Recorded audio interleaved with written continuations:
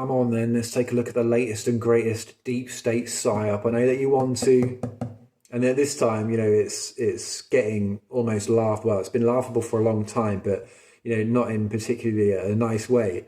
But the extent to which they're going to is, to keep this scam going, even though it's crumbling before their very eyes, is just phenomenal. And you might remember a few months back, they brought out that documentary, Unvaxxed, where they brought out the experts, didn't they? All the people that have been brainwashed for years and years and years, decades, their whole careers in this false field, which I'm calling monsters, right?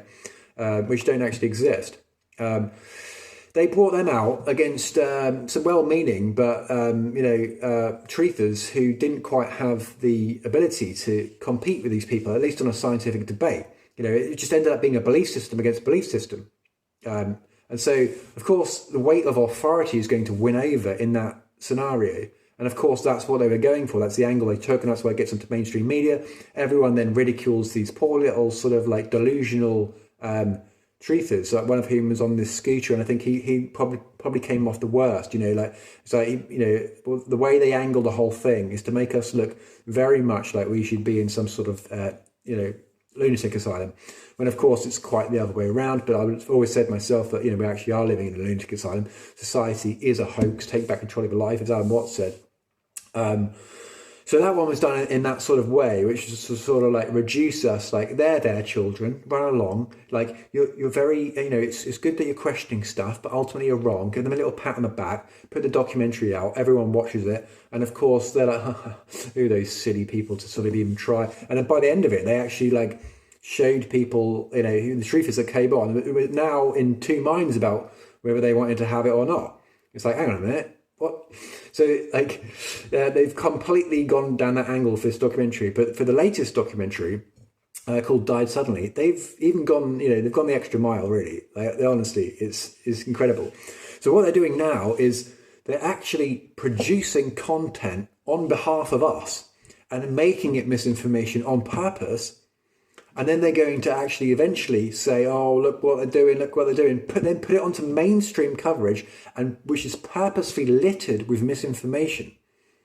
So that, again, it further cements the minds of the sheeple, the masses, into this false idea that, all truthers are insane, and they can't even put a documentary together without making like major faux pas, like that graph which I saw, which shows like the rise happening way before 2021, which actually they were saying, I think that was to do with the myocarditis, and they were saying like there's a huge rise, and it was all due to the jab. But unfortunately, the graph shows it like differently. I mean, I might be able to find that again and put it up here, or you can just check it out again. But the main problem, right, with the documentary is like I said in a previous video, is it begins with psyop after psyop after psyop after psyop. Like it shows you Bigfoot, for fuck's sake. What's that doing in a documentary that's supposed to be about jabs and about this whole thing? This is what they do. You see, it's also all about the psychological manipulation. It's about making these associations, because they know that in the minds of the masses, truthers are associated with, climate, denier, Holocaust denier, all the things that people want, knee-jerk reaction, right? They're mentally ill. I'm not going to go anywhere near that, right? These conspiracy nut jobs. That's what they're doing. So they're trying to make us be this fringe group of lunacy. And that will actually just further prevent people who actually otherwise have a critical mind. It prevents them from using it because they simply don't want to be in that group of people. And this is the sneaky trick. And to go that extra mile is incredible. But now what would happen is it sort of justifies social media when they put these overlays over the top of the video. You post something, right, and it's there, but it's got an overlay and it's saying this is misinformation, blah, blah, blah, blah, blah. And this time it is actually misinformation. Now, there's, of course, often there's a lot of cases where truthers do and I've been guilty of this occasionally in the past as well. Like, you don't bother double checking something, you share it, and they're like, well, hang on a minute, I don't actually know that's true. And then it turns out that actually that thing was out of context. So absolutely, this is a psychological warfare that we're in here. Okay, this is the nature of fifth generation warfare. It's about your heart and your mind space. So they know that they can just infiltrate our group and start sharing, circulating, or even in this case, producing content saying that we did it, and it's going to smear. It's just like a really sort of sneaky smear or slander campaign against us. And I'd say the only way that we can try and combat this is by coming together and trying to campaign for a documentary where you have Dr. Stefan Lanka, right? The people who are, because right behind all of this, right, we've got, like I said in a sort of recent post, we've got to expose the lie inside the lie. Otherwise, this medical tyranny will just keep continuing. And the lie inside the lie is that the germ theory is incorrect. As B.J. Palmer had said, if the germ theory of disease were correct, there'd be no one alive to believe it, right? This is what's happening behind the scenes. This is the core, right? The terrain theory is correct.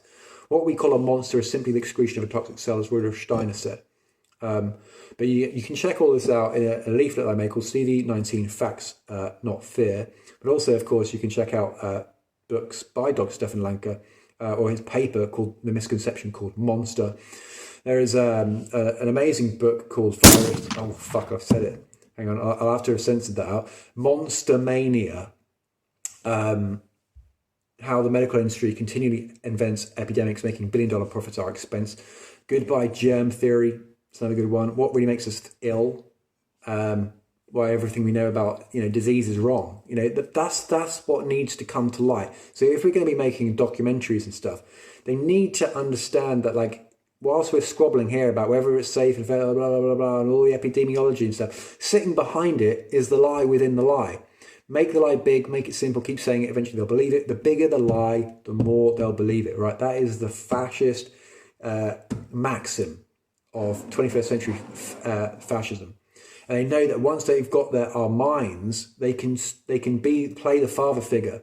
And that's what they just keep doing. That's why people just don't want to engage with the truth, because this is what Western education is all about.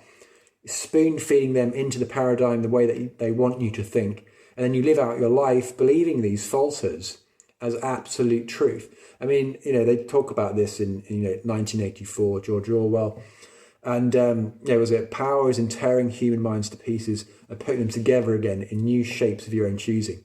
So this is a false paradigm that's been going on for decade after decade. Okay, it's nothing new, but of course it's got a new dress on it now, and they call it, I can't say it, but COVID.